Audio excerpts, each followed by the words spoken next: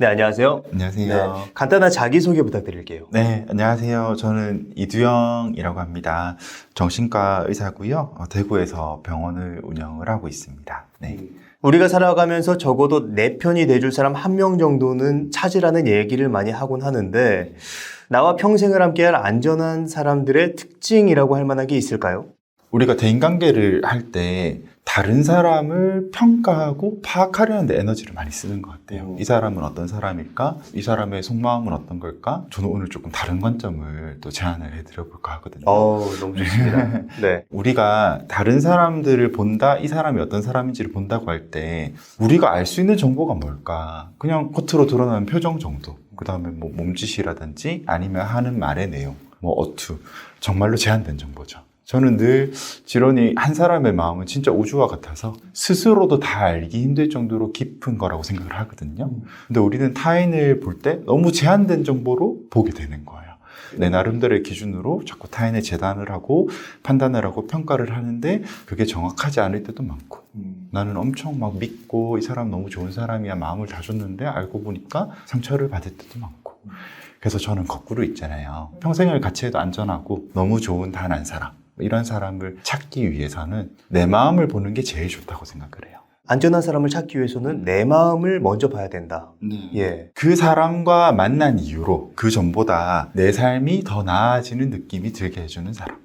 그 사람과 함께하고 있을 때 나의 모습이 내 스스로 좋게 느껴지는 사람. 이것들이 모아지다 보니까 이 사람과 함께하는 미래가 그려지는 사람.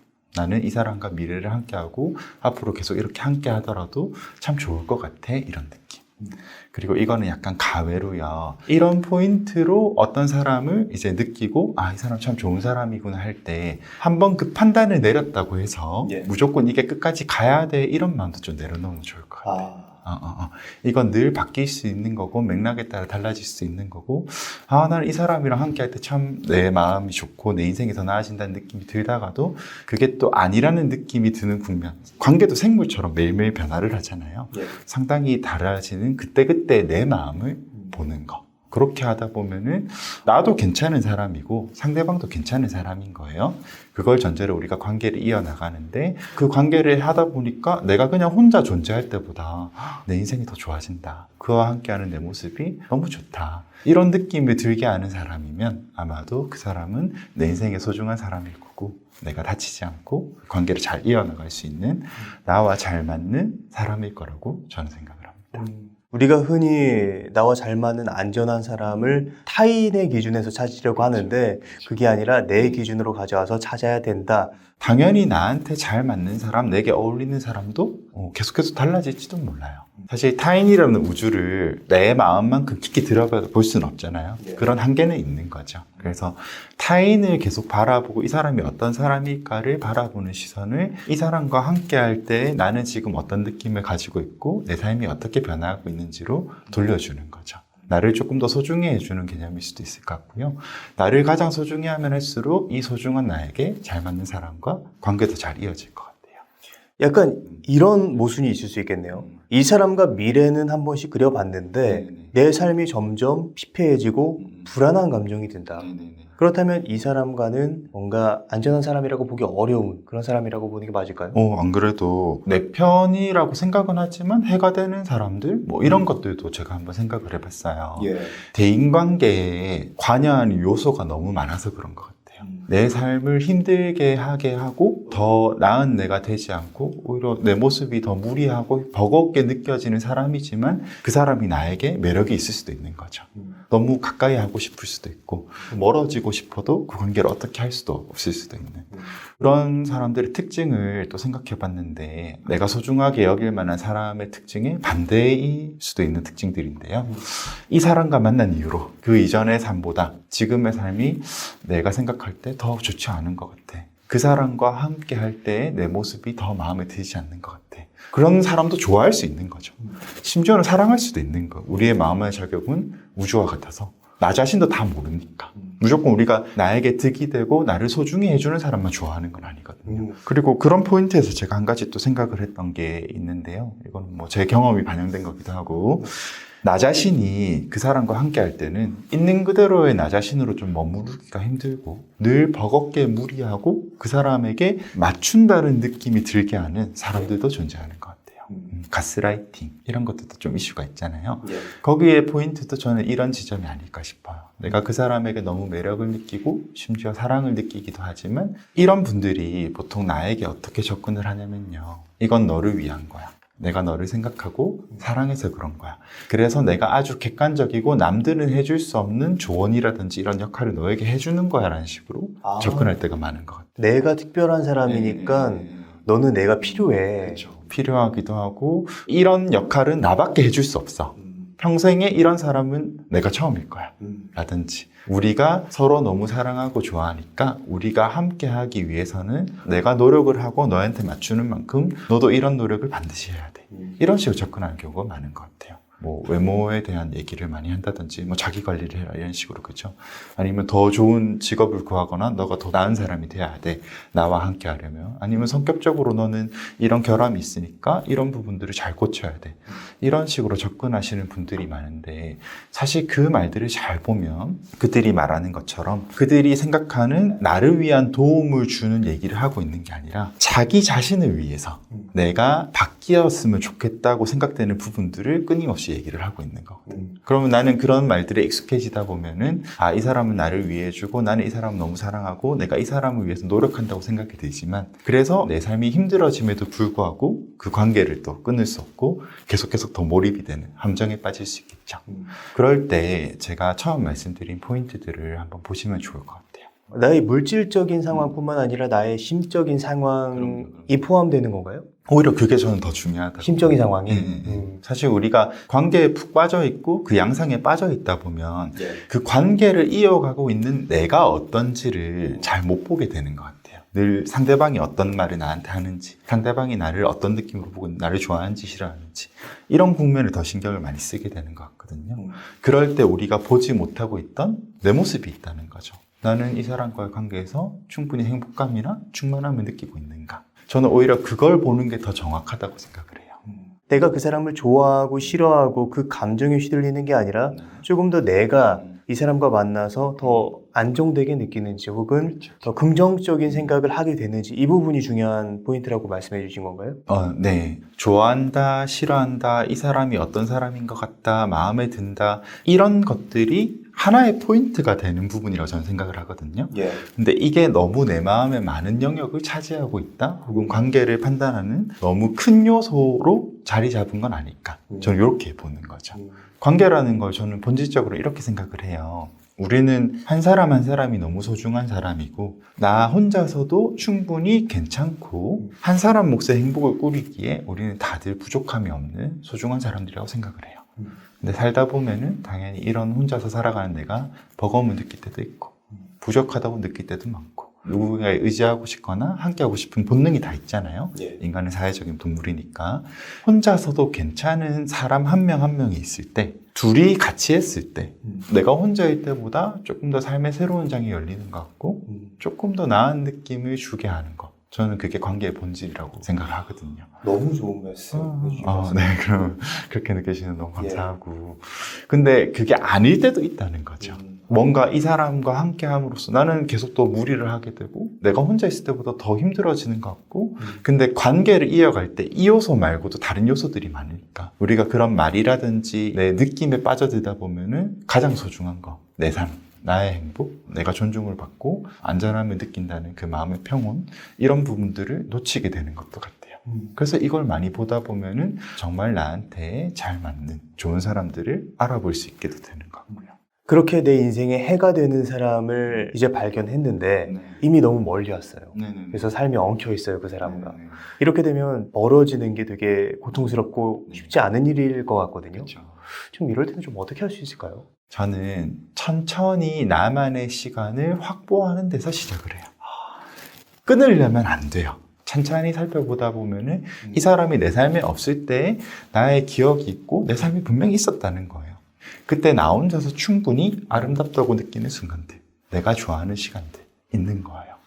물리적으로 확보를 해요, 정말로. 내가 뭐 밥도 먹고 잠도 자고 그 사람과 함께 하거나 그 사람을 생각하는 시간들이 있을 거예요. 그리고 또 내 시간이 있죠. 근데 이렇게 내가 원치 않는 관계에 압도되어 있으신 분들은요, 물리적으로 그 시간 안에서 그 사람을 생각하는 시간, 그 다음에 그 사람을 대하는 시간이 너무 많아요.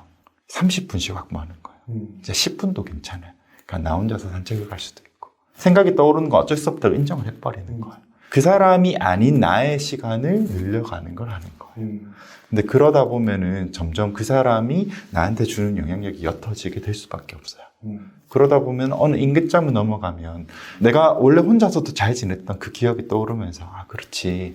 나는 꼭 이 사람이 있어야 존재할 수 있는 사람이 아니었는데 그렇게 생각을 많이 하고 있었네? 라고 그 소중함을 새삼스럽게 다시 느끼게 되는 시점이 올 거예요. 근데 그거를 처음부터 아, 이 관계는 끊어야 돼 이러면 더 안 되는 거예요. 반발심이 더 올라오고 더 빠져들게 되고 더 보고 싶고 가스라이팅이 더 심해지는 그런 상황이 될 수도 있겠죠. 더 보고 싶어서 연락하면 봐봐 넌 내가 필요해. 그렇죠. 악순환이 또 이어지는. 우리는 다음 주까지 이 관계를 끊어낼 수 있어야 돼. 그거는 지금 이 내 마음에는 너무 무리한 요구일 수도 있어요. 아, 그래, 너가 지금 이 사람과의 관계가 없으면은 너무 두려움도 많이 느끼고 불안하니까 너 혼자서도 충분히 괜찮다는 시간들을 조금씩 너에게 선물해 줄게. 이게 많이 쌓이면 너도 조금 안심이 될 거야. 천천히 다독이면서 내 시간들을 조금씩 찾아나가는 거죠. 또 내가 이 사람과의 관계에 몰입하고 있었기 때문에 많이 잊고 있었지만 사실 또 떠올려 보면 진심으로 나를 아껴주는 사람들도 많을 거예요. 가족일 수도 있고 오래된 친구일 수도 있고 그 사람들과의 관계를 조금씩 다시 회복해 나가는 거.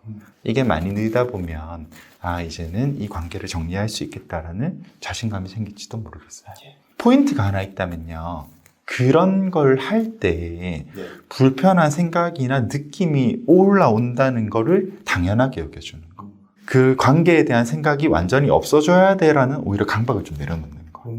당연히 내가 책을 읽고 있어도 지금은 많이 떠오를 거예요. 당연히 힘든 느낌이 느껴질 거고 이러면 안 될 것 같다는 두려움도 많이 올 거예요. 두려움이 올 수 있다는 걸 이해해 주는 거예요. 이해해 주면은 그 힘든 느낌이 사라지는 거를 기대하는 것이 아니라 지금은 이렇게 힘들 수밖에 없을 거야. 이게 시작이야 라는 느낌을 나한테 해주는 거죠. 조금 회복되다가도 그 느낌이 또 확 심해질 수 있어요. 내가 느끼기에는 이게 좋아졌다 나빠졌다 관계에 대한 그 불안이요. 이렇게 해서 제자리인 것 같지만 사실 이렇게 가고 있어요. 주식도 오르려면 조정을 받아야 된다고 하죠. 근데 우상향을 하는 거예요. 우상향 그래프네요. 네. 관계에 대한 마음도 내가 끊임없이 나를 소중히 하는 노력을 하고 있으니까요. 때로 조정이 될지라도 내가 나를 소중히 한다는 그 느낌, 그 시간들이 쌓여가겠죠. 그렇다면 그렇게 혼자 있는 시간에 나에게 도움이 되는 안전한 사람을 찾는 것도 하나의 방법이 될 수 있을 것 같은데 내 주변에 그런 사람들이 있다면 어떻게 할 수 있을까요? 그런 사람들이랑 있을 때 아까 제가 내 마음을 보면 좋겠다 이런 느낌을 제가 말씀드렸잖아요. 그걸 조금 더 구체적으로 한번 얘기를 해보면 관계를 하고 있을 때 내가 요구받는다는 느낌이 덜 들 것 같아요. 이 사람이 뭔가 나한테 원하는 게 뭘까? 이런 걸 고민하게 하거나 내가 이 사람에게 필요한 것들을 잘 제공해주고 있을까? 그렇게 내가 계속 나를 좀 평가를 하고 아, 이 사람한테 내가 잘 보이고 있을까? 이 사람이 나를 괜찮게 생각을 하고 있나? 내가 그 사람이 나를 어떻게 생각하는지를 평가하느라 그 신경이나 에너지의 소모가 덜한 사람들이 있을 거예요. 뭐 지금 만나시는 분들 또 교류하셨던 분들 생각해 보시면 그런 느낌이 드는 사람이 있고 아닌 사람이 있을 거예요. 맞아요.